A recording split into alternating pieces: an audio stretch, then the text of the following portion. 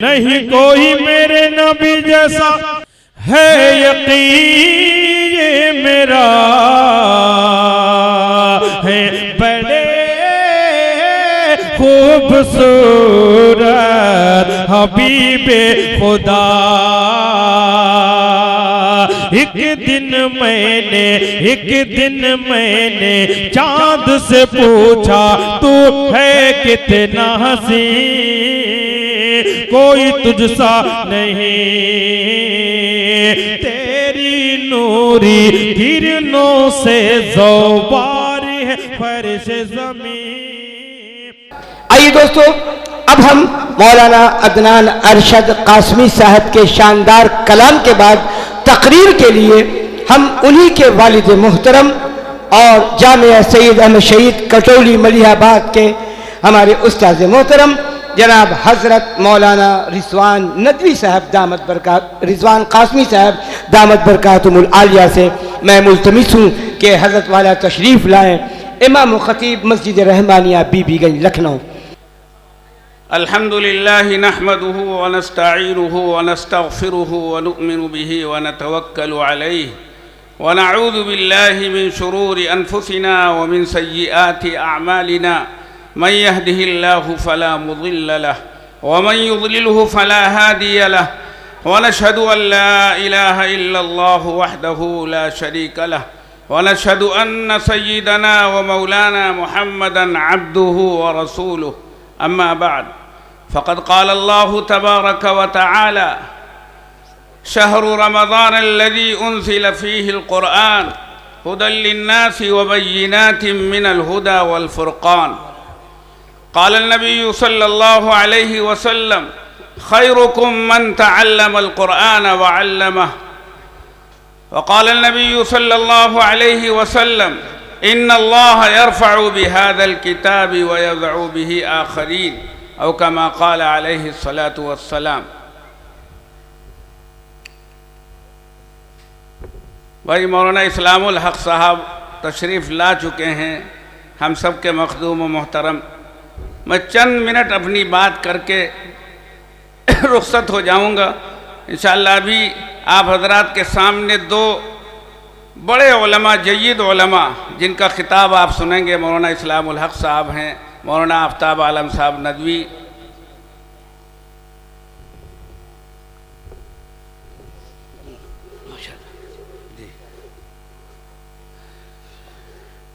میں نے آپ حضرات کے سامنے قرآن مقدس کی ایک آیت کا کچھ حصہ اور دو چھوٹی چھوٹی حدیثیں پڑھی ہیں۔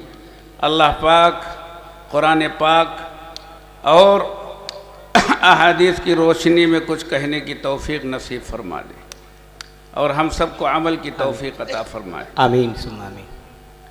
یہ پروگرام جو منعقد ہوا ہے ایک مدرسے کے زیر اہتمام مدرسہ دارالامین کے نام سے موسوم ہے، جس کے ذمہ دار قاری شاہد صاحب ہیں۔ الحمدللہ بڑی محنت کر رہے ہیں، بچوں کو تیار کیا ہے، کچھ بچوں نے ناظرہ مکمل کیا، غالباً ایک بچی نے حفظ بھی مکمل